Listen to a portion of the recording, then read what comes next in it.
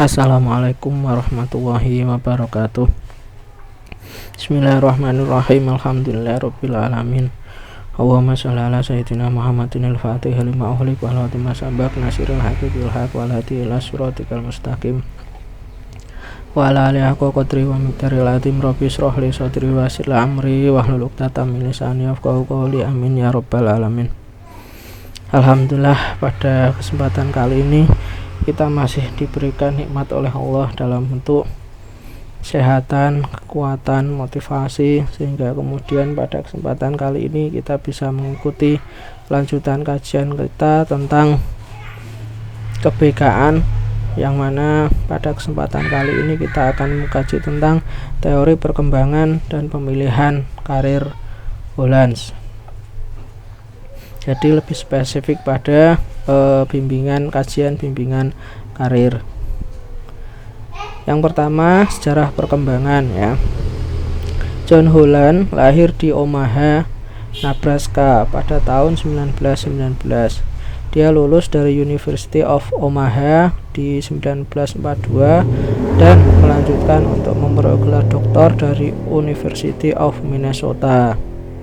Ya, jadi beliau lahir di Omaha, terus kemudian melanjutkan kelas doktor di University of Minnesota, ya, Amerika.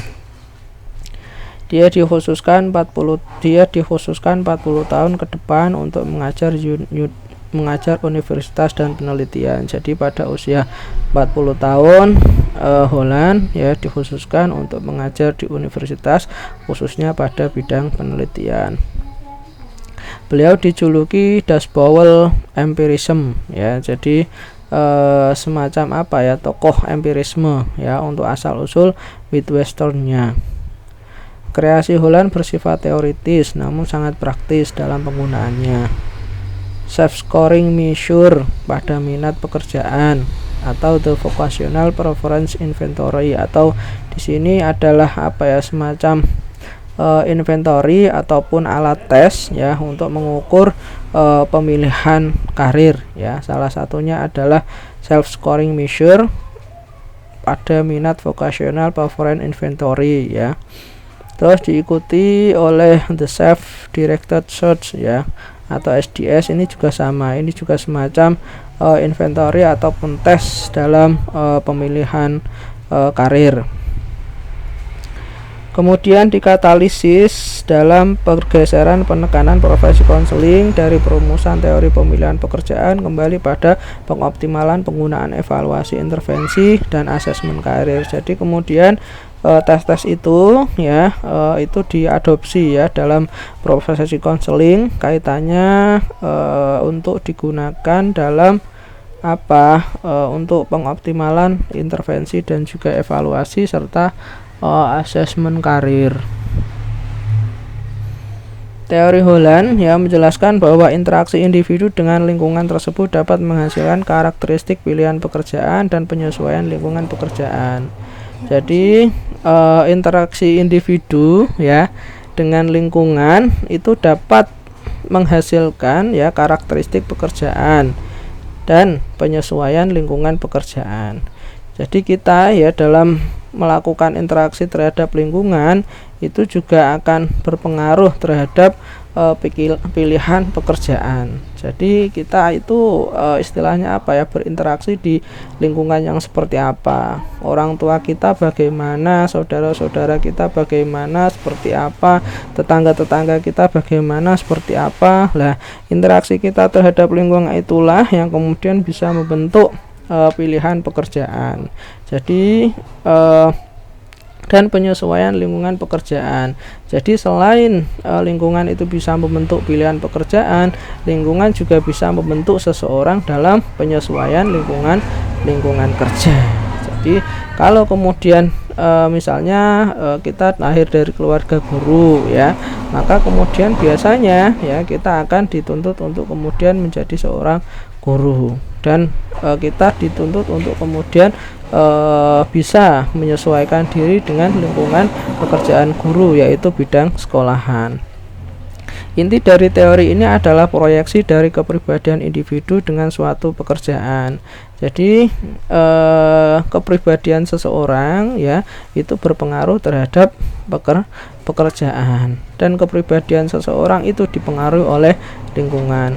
Selain itu, teori ini menganggap bahwa suatu pilihan pekerjaan atau jabatan adalah merupakan hasil dari interaksi antara faktor keturunan dengan segala pengaruh budaya, teman, bergaul, orang tua, orang dewasa yang dianggap memiliki peran penting. Jadi sekali lagi tadi ya, pekerjaan ya, pilihan pekerjaan dan juga penyesuaian lingkungan pekerjaan itu dipengaruhi oleh lingkungan kita ya, yang mana ya tidak lepas dari intervensi keturunan ya, budaya, kemudian teman bergaul, orang tua ya, kemudian orang-orang yang dianggap berperan penting dalam hidupnya. Itulah yang kemudian bisa berpengaruh ataupun mengintervensi pilihan pekerjaan dan juga penyesuaian terhadap lingkungan kerja.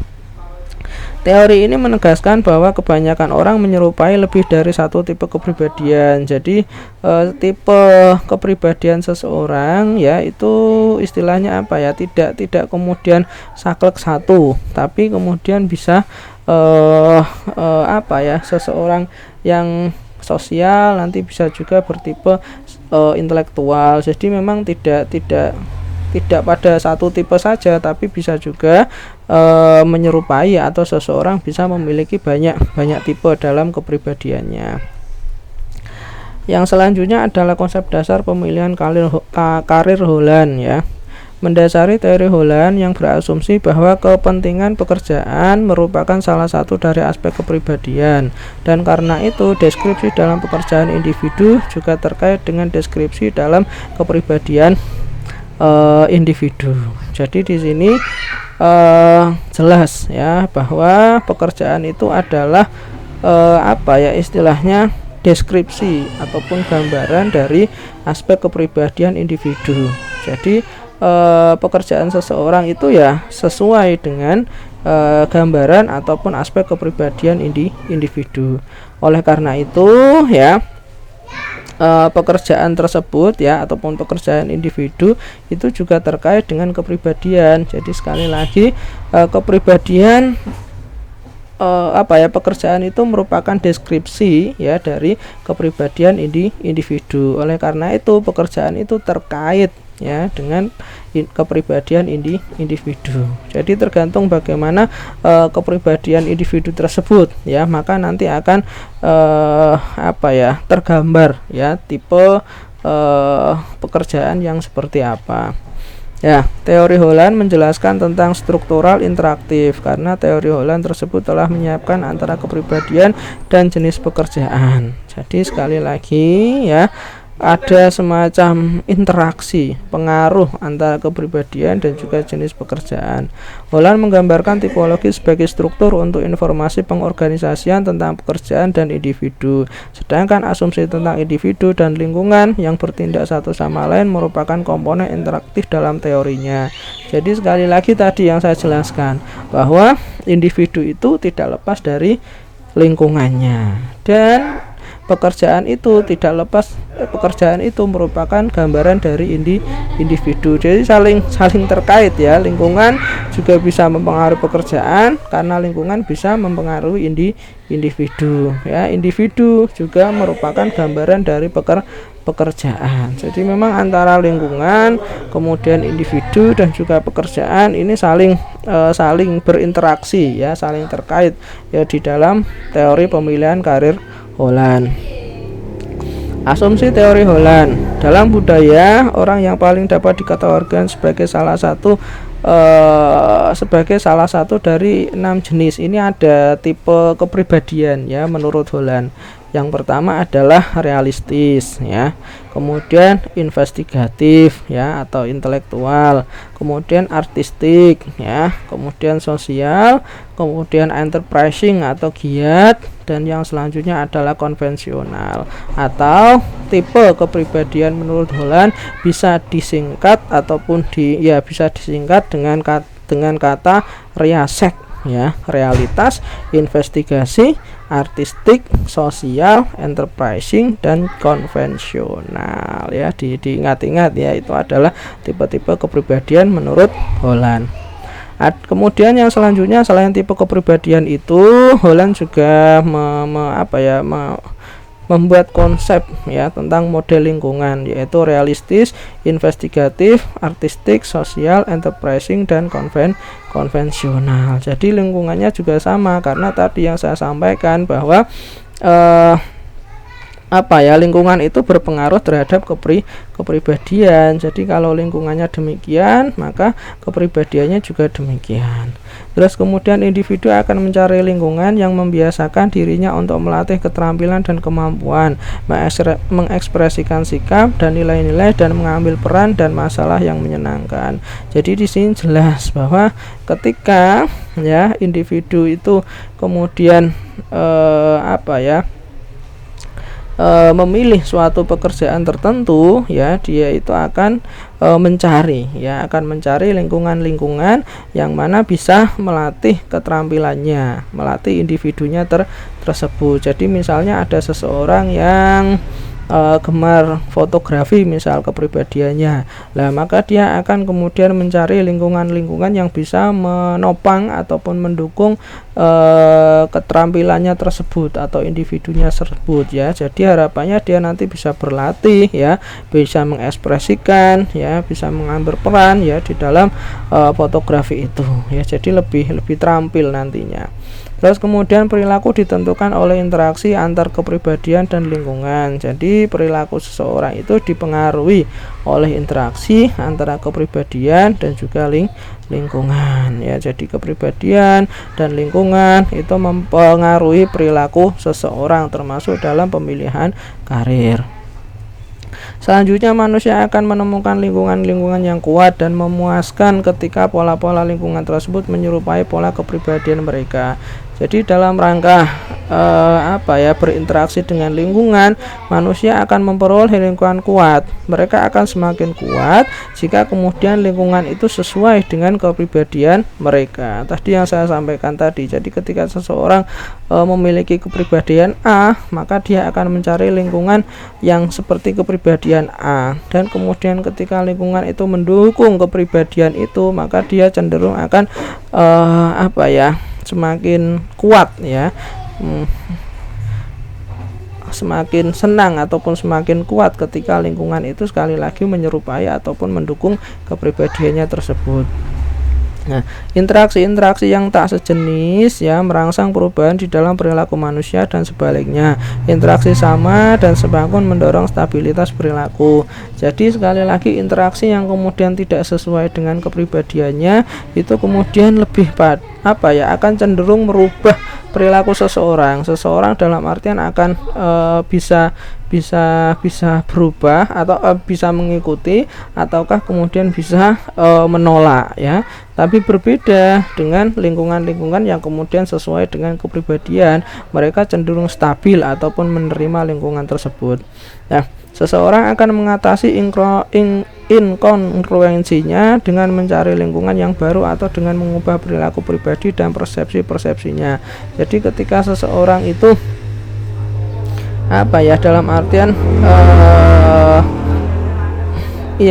mengalami interaksi-interaksi yang kemudian tidak mendukung kepribadiannya, maka dia akan keluar ya dari lingkungan tersebut dan kemudian mencari lingkungan baru ya, ataupun juga ya dia akan tetap di situ tapi kemudian dengan cara merubah perilaku dan juga kepribadiannya sesuai dengan lingkungan tersebut. Interaksi-interaksi timbal balik antara orang dan pekerjaan secara berturut-turut biasanya menuju pada satu rangkaian kepuasan dan kesuksesan. Jadi semakin banyak seseorang itu berinteraksi dengan lingkungannya, maka dia akan semakin puas ya terhadap mengalami kepuasan di dalam dirinya. Jadi itu ketika misalnya tadi ya seorang memiliki pribadi A, terus kemudian berada di lingkungan yang kemudian mendukung atau sesuai dengan kepribadian dia, kemudian dia berinteraksi secara terus menerus ya, maka kemudian dia akan mengalami kepuasan karena tadi antara lingkungan dan juga kepribadiannya itu sesuai. Kemudian di sini ada pilihan karir Holland ya, asumsi pemilihan karir di dalam teori Holland. Kepribadian seseorang individu merupakan faktor utama dalam pemilihan pekerjaan dan kejuruan. Jadi sekali lagi, kepribadian seseorang itu merupakan faktor utama dalam pemilihan karir. Yang selanjutnya, inventori minat atau ketertarikan pada kenyataannya merupakan inventori kepribadian. Jadi inventori minat ya atau ketertarikan itu sejatinya merupakan gambaran ya dari kepribadian. Jadi minat itu merupakan gambaran dari kepribadian. Yang selanjutnya, individu mengembangkan pandangan stereotip jenis pekerjaan yang memiliki relevansi psikologis. Stereotip ini memainkan peran utama dalam pemilihan pekerjaan. Jadi kita ya sebagai individu itu kadang memiliki pandangan tersendiri ya, stereotip terhadap pekerjaan-pekerjaan tertentu ya. Misalnya jadi guru nanti seperti ini, jadi dosen nanti seperti ini, jadi guru BK nanti seperti ini. Nah, stereotip inilah yang kemudian memainkan peran dalam pilihan pekerjaan. Dalam artian apa? Ketika kemudian dia melabeli suatu pekerjaan itu adalah pekerjaan yang negatif, maka dia tidak akan memilih pekerjaan tersebut ya, itu. Tapi ketika kemudian dia stereotip dia terhadap suatu pekerjaan itu positif, maka dia akan cenderung untuk memilih pekerjaan itu. Angan-angan tentang pekerjaan seringkali merupakan tanda untuk pilihan pekerjaan. Jadi seorang ketika berangan-angan terhadap suatu pekerjaan itu bisa jadi dia memilih pekerjaan tersebut ya. Makanya terus diangankan ataupun terus dimimpikan. Yang selanjutnya, identitas atau kejelasan persepsi individu tentang tujuan dan karakteristik pribadinya berhubungan dengan memiliki sejumlah kecil tujuan, kejuruan atau pekerjaan yang lebih fokus. Jadi apa? Kejelasan identitas ya ataupun persepsi terhadap individu tentang tujuan dan juga karakteristik pribadi. Jadi ketika seseorang itu memiliki tujuan terus kemudian memiliki karakteristik pribadi ya, ketika dia paham tentang itu, paham tentang tujuan hidupnya, paham tentang karakteristiknya, maka itu istilahnya itu akan lebih fokus ya dalam rangka seseorang memilih suatu pekerjaan. Jadi akan gampang diarahkan kepada suatu pekerjaan yang sesuai dengan kepribadiannya. Untuk menjadi sukses dan puas dalam sebuah karir, seseorang perlu memilih pekerjaan yang sesuai dengan kepribadian seseorang. Jadi jelas ya, karena pekerjaan itu karena pekerjaan itu adalah gambaran dari kepribadian, maka kalau kita ingin sukses dalam berkarir, sukses dalam bekerja, maka sesuaikanlah karir kita, pekerjaan kita sesuai dengan kepribadian kita. Ya, ini tipe kepribadian menurut Holland ya, tadi yang sudah kita singgung ya. Yang pertama adalah realistis ya. Tipe realistis itu yang seperti apa ya? Tipe realistis itu adalah tipe orang-orang yang berurusan dengan lingkungan yang objektif, konkret, dan sikap fisik yang manipulatif. Mereka menghindari tujuan dan tugas-tugas yang menuntut subjektivitas, ekspresi intelektual atau seni, atau kemampuan sosial. Mereka digambarkan sebagai pribadi yang maskulin, fisik yang kuat, tidak ramah, emosional yang stabil, dan materialistis. Ya, ini misalnya pekerjaan-pekerjaannya adalah misalnya tukang bangunan, terus kemudian petani, ya tukang cukur. Jadi mereka realistis. Ya, tidak kemudian tidak menuntut ekspresi intelektual ya. Kalau petani kan gak kudu pinter kan gitu ya. Terus kemudian tukang bangunan itu kan juga tidak menuntut intelektual juga. Terus kemudian tukang cukur itu kan juga tidak menuntut intelektual juga. Ya, ini adalah tipe-tipe orang yang realistis. Yang selanjutnya adalah investigatif atau investigasi. adalah tipe orang-orang yang menghadapi lingkungan dengan menggunakan akal, manipulasi ide, kata, dan simbol. Mereka lebih memilih panggilan ilmiah, tugas teoritis, membaca, mengumpulkan aljabar, bahasa asing, dan aktivitas kreatif seperti seni, musik, dan seni pahat. Mereka menghindari situasi sosial yang melihat diri mereka sebagai orang yang tidak ramah, maskulin, gigih, ilmiah, dan tertutup. Mereka berprestasi terutama dalam bidang akademik dan ilmiah serta biasanya buruk dalam memimpin. Nah, ini adalah seseorang akademisi, peneliti ya, karena mereka sekali lagi mereka lebih memilih panggilan secara ilmiah ya, secara teoritis ya, tadi peneliti, dosen ya, mungkin guru ya, akademisi ya, ini investigatif. Kemudian artistik ya, tipe ini adalah individu yang menghadapi lingkungan dengan menciptakan bentuk-bentuk seni dan produk. Mereka mengandalkan tayangan subjektif dan fantasi dalam mencari solusi masalah.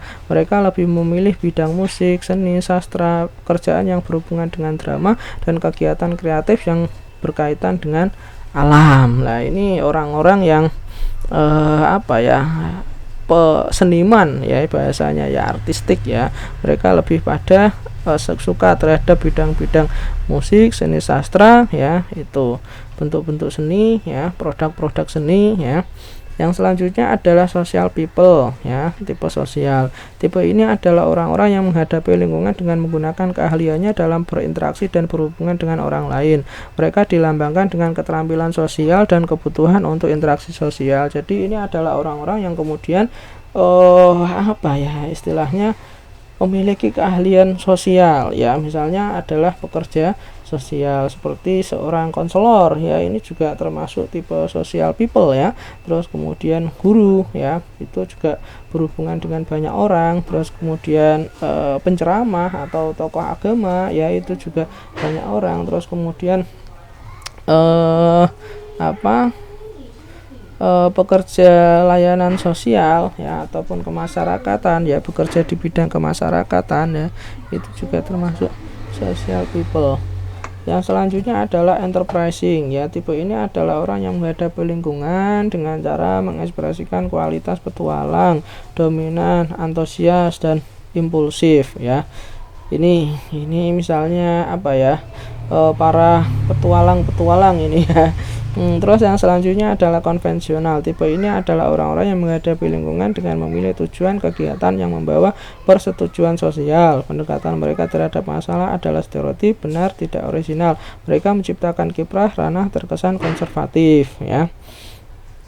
Ini adalah konvensional, itu contohnya adalah orang-orang yang pemimpin ya, cocok kemudian menjadi seorang pemimpin karena mereka sekali lagi menuntut persetujuan sosial. Jadi mereka itu seneng kalau kemudian di depan ataupun menjadi seorang pemimpin, seneng ngatur ya, itu ya. Seorang individu mungkin mirip dengan 1, 2, atau 3 bahkan ke 6 tipe Holland. Pada skor dan kemiripan itu disebut subtipe. Jadi seseorang itu tidak kemudian memiliki satu kepribadian saja, tapi juga bisa jadi dia memiliki 2, 3, atau bahkan 6 kepribadian tersebut. Nah, itu disebut sebagai subtipe karena sekali lagi tidak memiliki satu kepribadian ya. Terus tanda-tanda diagnostik menggambarkan hubungan antara tipe dalam subtipe dan hubungan antara subtipe dari individu dengan subtipe lingkungan di mana individu tersebut tinggal. Jadi antara tipe dengan subtipe itu nanti bisa saling berhubungan ya, antara kepribadian satu dengan kepribadian yang lain itu nanti yang paling kuat mana, terus kemudian subtipenya yang mana, itu saling berhubungan. Lah tipe dan subtipe itu juga berhubungan dengan lingkungan di mana individu itu tinggal. Nah, lingkungan menurut Holland ada lingkungan realitas, lingkungan investigasi, kemudian lingkungan seni, lingkungan sosial, lingkungan enterprising, dan lingkungan konvensional. Ini sama ya, karena memang tadi jadi kepribadian itu adalah gambaran dari lingkungan. Makanya sama ya, kalau kepribadiannya ada realitas, investigasi, seni, artistik, sosial, enterprising, dan konvensional, maka tipe kepribadian juga sama. Terus yang selanjutnya penggunaan teori Holland ya. Tujuan dari eksplorasi karir dan konseling menggunakan teori Holland adalah untuk membantu kelompok-kelompok konseling dalam mengidentifikasi pekerjaan yang termasuk di dalamnya para pekerja yang memiliki karakteristik kepribadian yang sama seperti mereka sendiri. Jadi di sini dari teori Holland yaitu membantu konseling agar supaya bisa mengidentifikasi pekerjaan yang sesuai dengan karakteristik kepribadiannya.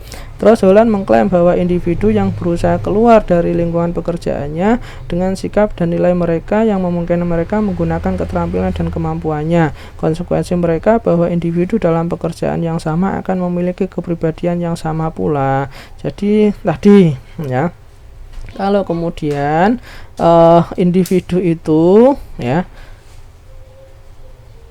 bahwa individu dalam pekerjaan yang sama akan memiliki kepribadian yang sama pula. Jadi sekali lagi yang namanya individu ya, yang namanya pekerjaan itu sama ya, adalah gambaran ataupun sama dengan kepribadian. Jadi dua itu saling mempengaruhi ya. Terus teori Holland dalam BK. Yang pertama, memahami proses dan karakteristik perkembangan manusia termasuk kesiapannya untuk belajar dan keberhasilan dalam melaksanakan tugas-tugas tertentu sesuai dengan tahapan perkembangan. Jadi dengan kita belajar teori Holland, kita jadi tahu perkembangan proses dan karakteristik perkembangan manusia, kesiapan mereka belajar, dan juga keberhasilan melaksanakan tugas-tugas tertentu sesuai dengan perkembangannya. Yang selanjutnya, memahami kebutuhan dasar manusia termasuk kebutuhan khususnya dan hubungannya dengan perkembangan karir dan pengambilan keputusan. Jadi kita jadi tahu ya tentang kebutuhan dasar manusia, terus kebutuhan hubungannya dengan karir dan juga pengambilan keputusan. Yang selanjutnya, dapat melakukan asesmen dan menginterpretasikan sifat-sifat individual dan karakteristiknya serta menerapkannya dalam relasi konseling yang bervariasi. Jadi kita jadi dapat melakukan asesmen, terus kemudian kita interpretasi ya, baik secara individu ataupun secara karakteristiknya, terus kemudian kita terapkan, aplikasikan dalam relasi konseling. Yang selanjutnya, memahami dan mampu membantu klien dalam memahami faktor-faktor perubahan dan faktor-faktor yang tak terduga dalam mengubah perencanaan karir. Jadi konseling jadi tahu faktor-faktor apa yang tak terduga, faktor-faktor apa yang kemudian merubah keputusan karir ya. Dengan teori Holland ini jadi tahu. Karena apa? Karena tadi ya, kita jadi tahu tentang tipe kepribadian, tahu tentang lingkungan, memahami perubahan cepat yang terjadi dalam dunia kerja dan kehidupan sehingga memerlukan pengujian secara tepat serta perlunya penggunaan teori dan riset mutakhir sebagai dasar pelaksanaan konseling. Jadi kita jadi tahu perubahan yang cepat ya, termasuk dalam dunia kerja, sehingga kemudian ya, karena kita tahu perubahan cepat itu, maka perlu sebuah riset ya ataupun teori yang mutakhir dalam pelaksanaan konseling ya, yang sesuai dengan cepatnya perubahan di dalam dunia kerja. Peran konselor dalam teori Holland, membantu membuat keputusan-keputusan karir dengan jalan memberikan informasi yang diperlukan. Jadi bisa membantu seorang konseli memutuskan karir dengan apa? Dengan memberikan informasi yang diperlukan oleh konseli. Yang selanjutnya, membantu membuat keputusan karir dengan jalan mengembangkan keterampilan membuat keputusan. Jadi kita bantu konseli yang kita layani ya, agar mereka terampil dalam membuat keputusan. Yang selanjutnya, membantu membuat beberapa keputusan karir, bukan satu, yang saling berkaitan. Jadi kita bisa membantu konseling untuk membuat beberapa jadi tidak satu tapi beberapa. Karena apa? Tadi bahwa kepribadian seseorang itu tidak pasti satu kepribadian, tapi bisa juga memiliki kepribadian 2, 3, atau 4, bahkan 6, atau disebut subtipe tadi. Jadi kita ya harus sebagai seorang konselor harus mampu membuat beberapa keputusan karir ya untuk konseling yang tentunya saling berkaitan. Yang selanjutnya, membantu memahami dan mengembangkan sifat-sifat yang dimiliki untuk mencapai keputusan karir yang telah dibuatnya. Jadi setelah konseling membuat sebuah keputusan, kita harus memahami itu, konselor harus mengembangkan itu ya. Dengan cara apa? Dengan mengembangkan sifat-sifat yang dimiliki sesuai dengan keputusan karir yang sudah dibuat oleh seorang konseling ya.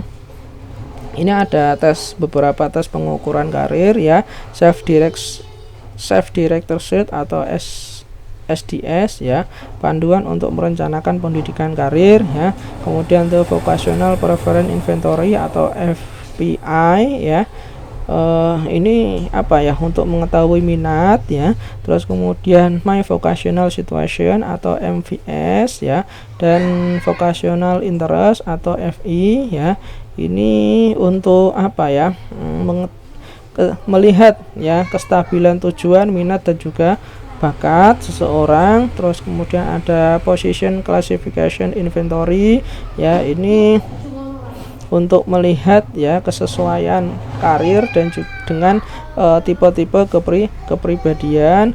Terus kemudian the career attitude and strategies inventory atau CASI ya, di sini untuk memberikan penilaian langsung ya beberapa aspek karir ya. Terus kemudian strong interface inventory ya, ini digunakan untuk melihat waktu luang ya, atau pengaturan pekerjaan oleh individu ya, atau apa ya istilahnya, proses pekerjaan yang dilakukan oleh individu. Terus kemudian ada career assessment inventory, atau di sini untuk membandingkan antara individu pekerja satu dengan pekerja yang lain, atau individu satu dengan individu yang lain. Jadi ada banyak itu, nanti bisa dipelajari ya untuk lebih detailnya. Monggo bisa dicari ya beberapa inventory tersebut ya, agar kemudian nanti harapannya bisa diaplikasikan ketika nanti kalian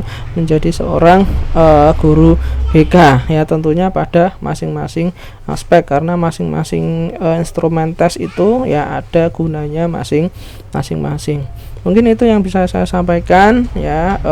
Terima kasih atas atensinya. Terus kemudian semoga bermanfaat, tetap jaga kesehatan dan semoga sukses selalu. Dari saya cukup sekian. Assalamualaikum warahmatullahi wabarakatuh.